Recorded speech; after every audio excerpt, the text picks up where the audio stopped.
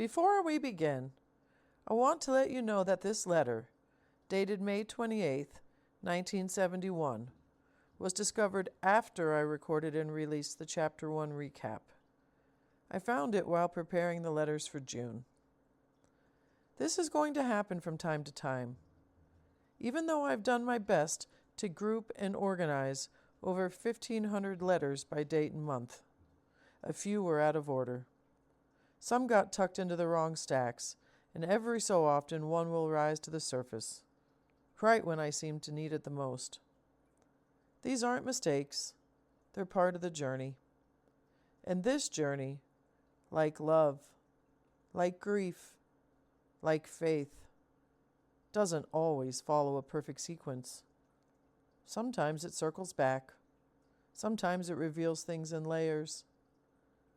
This letter is from my mother, Sarah, and she's writing during the early weeks of pregnancy with me. She's seepy, a little nauseated, tired, and missing my dad, who's still serving in Vietnam. She spends her day with Joy, does some shopping, sends a surprise, and thinks about baby clothes.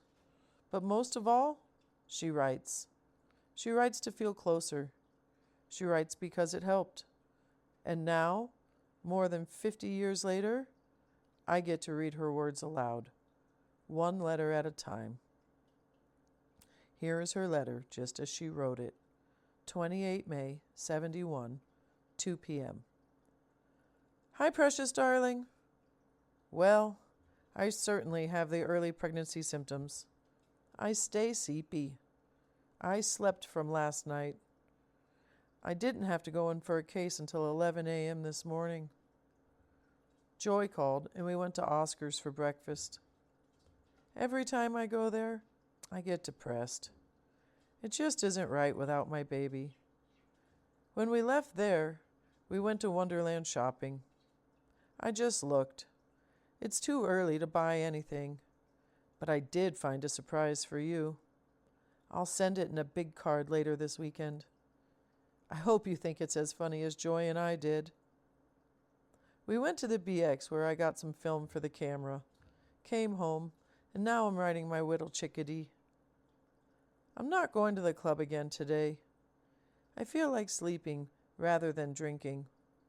I've smoked once in 2 days. I think it's time on me to quit. They make me nauseated, so I'd rather do without them, right? I looked at whittle baby clothes at the BX. It's going to be so much fun getting ready for the baby. Oh, I'm as curious as to the sex of our baby as you are. I think it's going to be a boy. I don't care, as long as it's healthy. But a hunch says it's a boy. What's your guess?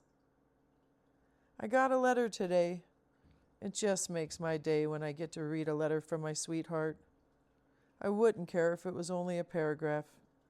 If you don't have time to write, I understand. Judy Morris called this morning. They wanted me to come down for the holiday. I told her I didn't feel real good and couldn't. We talked about when I quit work, about coming down for a week or two and just laying in the Miami sun and taking it easy. What do you think about that, baby? Be honest.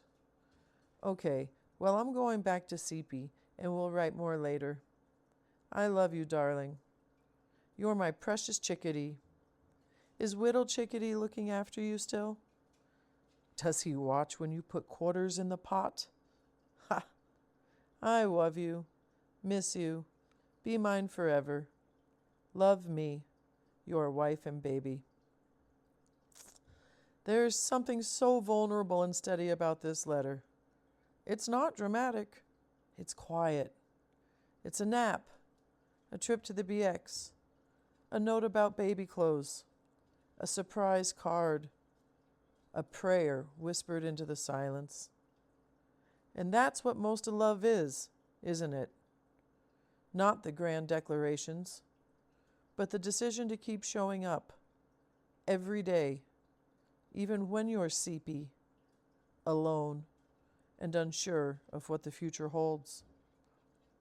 They didn't know if they'd get a whole year of writing. They didn't know if this pregnancy would last. They didn't know what was waiting for them on the other side of Vietnam. But they wrote, and that's what I'm doing now. This is only the beginning.